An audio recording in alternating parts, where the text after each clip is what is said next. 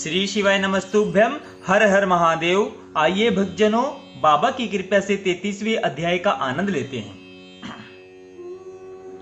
ब्रह्मा जी ने कहा, हे नारद, तुम्हें हनुमान नाम के शिवजी के अवतार की कथा सुनाता हूं।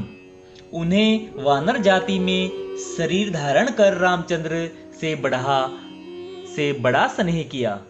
कपिदेव महावीर हनुमान जी शिवजी के ही अवतार है। एक बार शिवजी ने जब मोहिनी रूप को देखा तो केवल रामचंद्र के कार्य के लिए यह लीला की कि वे मोहित होकर उस मोहिनी रूप से लिपट गए। उस समय शिवजी का वीर्य पृथ्वी पर गिर पड़ा। उस वीर्य को नग नामक मुनि ने शिवजी के संकेत से इस इच्छा से रख लिया कि उसके द्वारा रामचंद्र का कार्य सिद्ध होगा। तदुपरांत अंजनी के गर्भ से हनुमान जी उत्पन्न हुए। उनके इस प्रकार कपि अवतार लेने का कारण यह था कि 4 मास तक रामचंद्र जी ने वन में शिवजी का बड़ा तप किया था। तब शिवजी ने उनकी परीक्षा लेने के पश्चात अपने गणों सहित अवतार लिया। सब देवताओं ने भी शिवजी की आज्ञा पाकर बंदर तथा रीछ का शरीर धारण किया। जब रामचंद्र जी ने रावण को अत्यंत बलशाली समझकर शिवजी की बड़ी स्तुति की, तब शिवजी ने प्रसन्न होकर अंजनी के गर्भ से यह अवतार लिया था। उन्होंने सूर्य को उदय होते ही निगल लिया। इसे देखकर ही देवताओं ने यह अनुभव किया कि वे शिवजी के ही अवतार हैं। उन्होंने रामचंद्र जी का संदेश उनकी पत्नी सीता के पास लंका में पहुंचाया। रावण की अशोक वाटिका को उजाड़ा, लंका को जलाकर भस्म किया तथा समुद्र में सेतु बांधा। जिस समय लक्ष्मण शक्ति के प्रहार से मूर्छित हुए तथा उनकी दशा देखकर रामचंद्र जी को अत्यंत दुख हुआ। हनुमान जी ने औषधि लाकर लक्ष्मण को जीवित किया तथा रामचंद्र जी का दुख दूर किया। तब उन्होंने भक्ति भाव की रीति को अपनाकर भक्ति को संसार में प्रसिद्ध किया, इसलिए वे रामदूत के नाम से प्रसिद्ध हुए। हे नारद, शिवजी ने रामचंद्र के कार्य पूर्ण करने के लिए ही हनुमान का अवतार लिया था। उन्होंने रावण की भुजा उखाड़कर राम तथा लक्ष्मण को बहुत हर्षित किया। उनकी उपासना में असंख्य पापियों ने मुक्ति प्राप्त की है। यही दशा विष्णु जी की भी है। उन्होंने कृष्ण रूप धारण कर अर्जुन नामक पांडव का सारथी बनकर रथ हाँका। इतनी कथा सुनाकर ब्रह्मा जी बोले, हे नारद, सनकादिक हमारे 4 पुत्र परम शैव है। वे तीनों लोकों में सदाशिव जी की मूर्ति हृदय में धारण कर भ्रमण करते रहते हैं। एक दिन वे विष्णु लोक को पहुंचे तथा वैकुंठ को देखकर उन्होंने प्रसन्नता पूर्वक यह इच्छा की कि हम विष्णु जी के दर्शन करें।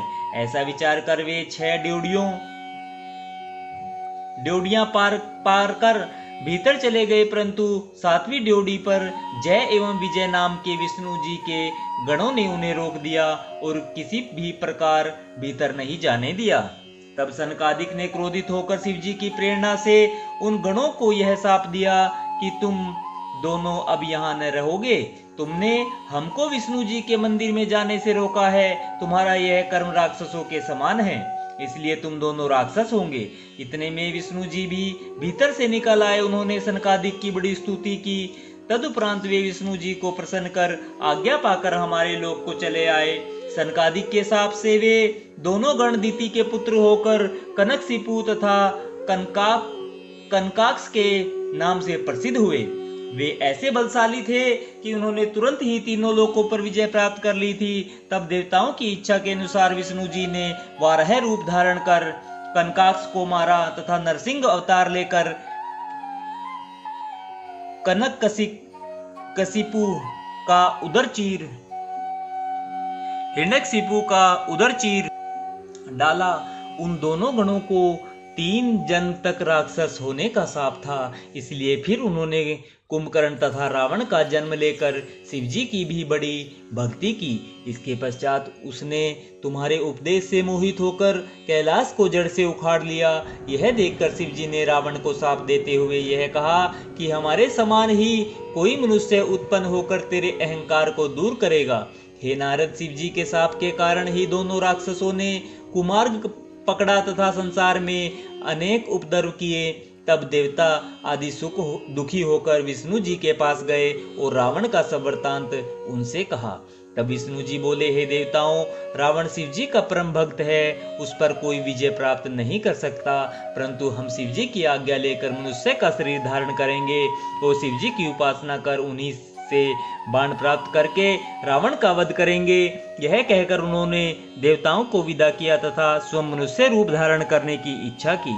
इस प्रकार उन्होंने अयोध्यापति दशरथ के यहाँ अवतार लिया। रामचंद्र जी का विवाह राजा जनक की पुत्री सीता के साथ हुआ था। फिर रामचंद्र जी राजा दशरथ की आज्ञा से राज्य त्याग कर देवताओं के कार्य के लिए वन में गए। वहां से सीता को रावण हर ले गया, जिससे रामचंद्र को बहुत दुख हुआ। तब रामचंद्र जी ने अगस्त्य मुनि से उपदेश ग्रहण कर शिव जी की आराधना की। शिव जी ने प्रसन्न होकर रावण के वध की आज्ञा दी तथा रामचंद्र जी को अपना धनुष बाण दिया। उस धनुष बाण द्वारा रामचंद्र जी ने रावण का वध करके सीता को पुनः प्राप्त किया। श्री शिवाय नमस्तुभ्यं। हर हर महादेव।